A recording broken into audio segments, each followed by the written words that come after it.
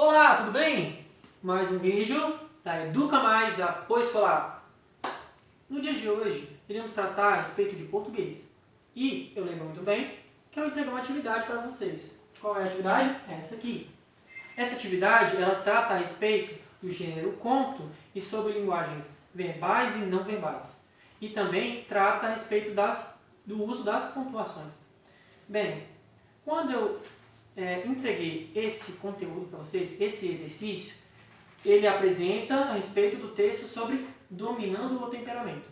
Esse texto, de antemão já falo, muito bom esse texto.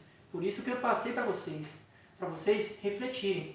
Então vamos às questões. Questão número 1, leia o texto a seguir para responder às questões propostas. Então, você lê o texto inteiro, dominando o temperamento, avaliar e pensar. Vamos lá, opção A. Uma das características dos contos é a possibilidade de nos apresentar um ensinamento. O que o texto que você leu pode nos ensinar? Gente, essa questão é uma questão pessoal. Então, vocês que iriam pensar, refletir, olha, o que eu achei de dominando o temperamento? Nossa, uma ideia muito importante. Vocês queriam fazer isso. Agora, a minha opinião, eu sei que vocês estão querendo saber a minha opinião a respeito das coisas. Então, a minha opinião sobre dominando o temperamento é que sim, é um conto muito bom. Sabe por quê? Porque eles nos dão uma lição de vida. Quantas vezes o nosso pai fala alguma coisa, nossa mãe fala também, e a gente assim não dá atenção. Mas esse menino foi um exemplo para nós desse tipo de gente. Ele fala assim, que a cada vez que você fala uma palavra feia, o que é palavra feia? Palavrão, xingamento. Gente, isso é ruim. E foi tão ruim que o pai mostrou que a cada martelada com um prego representava uma palavra maldita. Então, no final, o prego estava todo, daquele jeito, todo cheio de buracos. E isso é o que transforma a vida de alguém quando ela está toda cheia de buracos. Ela fica triste, magoada, desesperada quando acontece esse tipo de coisa. Vamos lá, opção B. Identifique na história dominando o temperamento. Situação inicial, conflito, clímax e desfecho. Gente, vamos aí trabalhar cada um. Situação inicial. Vamos escrever aqui, situação inicial. É isso? É isso. O que se trata de uma situação inicial? Toda vez, quando falamos de uma situação inicial, queremos expor todo o universo, queremos expor tudo que fala no nosso conto. Então, situação inicial retrata os personagens, também o ambiente em que se encontra a nossa narrativa, o ambiente. O próximo é o quê? Qual é o próximo? É o conflito. Gente, o conflito, já vou escrever aqui, conflito, ele aborda sobre o quê? É a primeira situação, é aquela primeira ação que se dá num conto. Por exemplo, nesse conto, Dominando o Temperamento, o menino estava de boa, ele era um menino levado. Mas mesmo assim, o pai falou para ele, pega uma tábua, um martelo e um prego. Isso é o nosso conflito. É a primeira atitude imposta no conto. Então, conflito, vamos colocar como a primeira tensão do nosso conto. Tá bom? Agora, esse é o ponto-chave. O ponto mestre para todas as narrativas de conto. Então, vamos lá. Clímax. Até o nome já machuca o ouvido de tanto falar em clímax.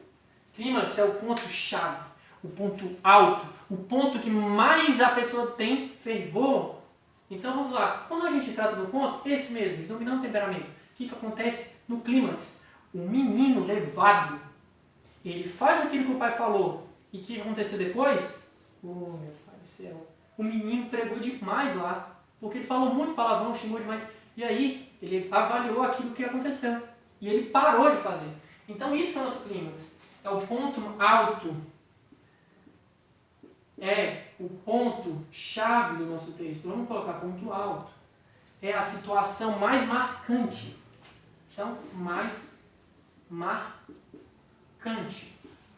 E desfecho. Desfecho. Desfecho, o que é a função dele? Finalizar. Desfecho, a função dele é finalizar. Entendido? Ó, final. Vamos lá. Entendido no que eu tratei a respeito do conto, que todo conto tem uma situação inicial, um conflito, um clímax e o seu desfecho. É isso que eu quis tratar na questão número 2. Vamos agora para a próxima questão, a questão número 3. Questão número 3, ela trata a respeito do coronavírus. Coronavírus. Quanto vem anos falando desse coronavírus? Vou apagar aqui para termos espaço. Vamos lá.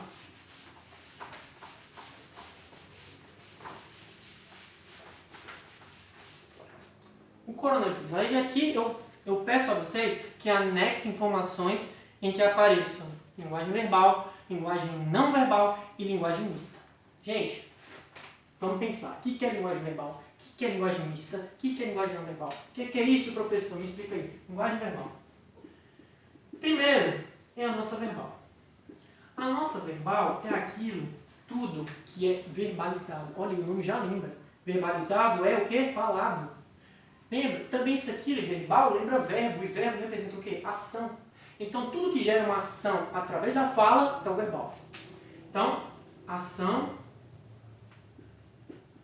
por fala. Por fala. Não verbal, olha só. O que esse não está fazendo aqui? Ele está negando. E se ele nega, é algo que não tem uma ação por fala. Igual eu estou fazendo agora para vocês. Esse vídeo é uma ação por fala. O não verbal, um exemplo bem claro disso, é a minha movimentação. Eu mostrar para vocês sem ser dito, mas sim gesticulado. Então, não verbal é aquilo que não é falado, mas sim gesticulado, movimentado. Então, é tudo que é aquilo que mostra um gesto, ou melhor, gesto não, vamos colocar outra palavra, vamos colocar movimento. Porque todo tipo de movimento equivale a uma não verbal. E o que é a mista? É automaticamente a junção, a mistura de verbal e não verbal. Então, a mista corresponderia a essa aqui, os dois juntos. Entendido isso? O que eu quero tratar? A, B, C. Eu quero que você faça questões, ou melhor, não questões. Quero que você avalie a sua situação no geral, no todo. O que na sua vida você tem visto como verbal? O que é falado? O que é dito? Um noticiário, o que mais? Um jornal, uma tirinha que os personagens falam com você nos balões. Não verbal, aquilo que é gesticulado. Aquilo que trata a respeito sem falar. É aquilo que mostra com uma posição, que mostra com um objeto. Todo esse universo é o que trata do não verbal. E a mista é a junção desses dois. Vamos para a próxima então? Bora lá. A 4, eu pedi para vocês, façam um parágrafo no mínimo de 5 linhas, explicando o que é e como evitar o preconceito linguístico. Então, o que eu estava querendo trazer para vocês na questão 4? Sabemos que o preconceito linguístico é algo que trata de algo muito sério. Isso, é muito sério. Preconceito linguístico é ter um conceito antes de conhecer uma pessoa a respeito do seu sotaque, da língua que fala. Gente, não façam isso. Isso é muito ruim. E é por isso que eu queria que vocês trazessem para mim as suas ideias, o seu posicionamento a respeito disso. Porque numa situação tão extrema, tão difícil quanto essa, mostra para mim o que você pensa disso. O que você está pensando quando você vê um amigo seu, uma pessoa fazendo bullying por ele, por causa dele, quando ele fala de um jeito diferente. Às vezes é porque ele veio lá do sul e ele fala leite, mas não. Isso é ruim, né? Fazer um bullying com alguém. E eu quero, expresse isso para mim na questão 4. 5, questão 5 também é uma questão chave, importante para nós. E para ela ser resolvida, eu vou apagar isso aqui. Então, vamos lá.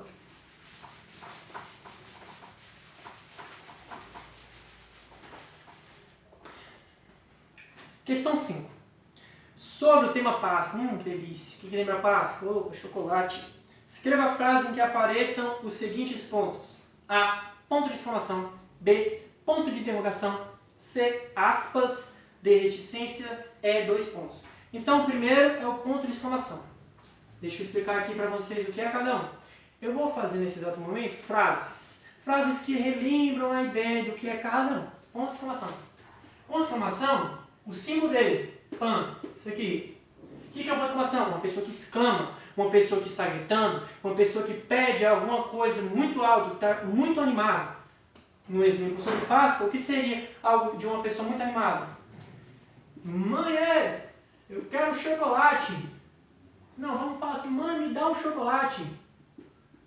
Me dá um chocolate.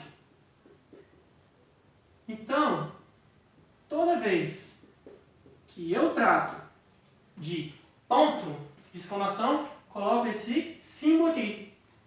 Porque ele que representa o nosso ponto de exclamação. A próxima, deixa eu me lembrar aqui, é o ponto de interrogação. O ponto de interrogação, ele é assim, ó, pessoal. Desse jeitinho aqui. E ele representa o quê? Uma pergunta. Então, toda vez quando você faz uma dúvida, se tem uma dúvida, quando você fala assim, professor, não entendi essa questão, isso é o uso do ponto de interrogação. Isso é o que se trata de ponto de interrogação. Então, um exemplo seria, do tema Páscoa, seria, por que, lembrando que porque é separado, eu não ganho presente? Não ganho presente. É isso que eu quero tratar com ponto de interrogação. Está vendo aquele ponto lá no final? Ele é o nosso ponto de interrogação. Lembrem-se dele, porque ele é importante. A cada dúvida que você tiver, é ele que você deve usar. Próximo é as aspas. As aspas, elas são assim, desse jeitinho. Toda vez quando eu quero usar uma aspa, eu uso elas para fazer uma ironia. Eu uso elas para quando eu quero enfatizar alguma coisa. Por exemplo, quando eu quero enfatizar alguma coisa, eu uso as aspas. Olha só. Eu quero, mãe, nesse dia, um chocolate da Cacau Show. Não pode ser outro, ele quer da Cacau Show. Essa mãe ia atender? Acho que não. Então, as aspas, ela trata a respeito de uma afirmação. De quem quer dar ênfase. De quem está querendo citar alguém. Quer que citar? É falar de alguém. Por exemplo, uma frase dita por tal autor. Uma frase que foi dita, não sei, por Machado de Assis, por Tarsila do Amaral, pelo seu pai. É uma citação. E outro caso é o estrangeirismo. Estrangeirismo é uma frase que vem de outro lugar, vem de outro país, de outra região. Um exemplo bem claro disso é fast food. Tem muita gente que fala fast food por aí. Vamos comer um fast food? O que significa fast food, galera? Diquinha para vocês. Olha aí a interdisciplinaridade aqui nessa aula. Inglês e português. Fast food significa comida rápida. Mas só que isso aqui é inglês. E sem inglês, queremos passar para o nosso português? Isso é o estrangeirismo. Isso é o uso das aspas. Ok? Próxima é a reticências. Reticências são os famosos 3 pontos. 3 pontos? Quando a gente usa os 3 pontos? Os 3 pontos é usado toda vez que a gente dá uma longa pausa. Toda vez, quando num texto ele é muito grande, aí a pessoa coloca assim, autor disse certa vez que Aninha andaria pelo vale. Aí bota 3 pontos, ela acabou caindo. Então, é um texto, ele não expõe todo o texto e coloca só a situação final, aquela que ele quer expor. Isso é o uso dos 3 pontos. Outro caso também é quando a gente está numa situação de prazer, quando a gente está numa situação de hesitação, quando a gente está assim, que delícia esse chocolate. A gente usa os 3 pontos. No 1 a gente não colocou uma pausa, isso que é os 3 pontos. E o último, para a gente fechar de vez, é o nosso quê? 2 pontos. Então, a gente trabalhou com 3 pontos, agora vamos baixar mais 2. 2 pontos, a gente sempre trata dos 2 pontos quando o quê? 2 pontos é antes de uma lista. Uma lista. Por exemplo, mamãe foi ao supermercado. 2 pontos. Comprou feijão, arroz, álcool em gel e máscara. Então, toda vez que a gente fala de 2 pontos, a gente está colocando algo depois que alguém fala. Outro uso para os 2 pontos. Bem, os 2 pontos também é utilizado quando a gente fala, quando a gente faz uma lista e também quando a gente quer expor novas informações num texto. Por exemplo, estamos tratando de um artigo que fala sobre carros. Os carros são as melhores máquinas do século XXI. Por quê? 2 pontos. Porque tem um sistema de ponta. Depois, porque tem uma tecnologia muito boa, uma que agrada toda a sociedade. Então, toda vez que a gente trata de 2 pontos, lembrando para vocês, 2 pontos, vem antes de uma fala. 2 pontos, analisa toda uma informação, igual essa do carro. E 2 pontos, faz também uma lista.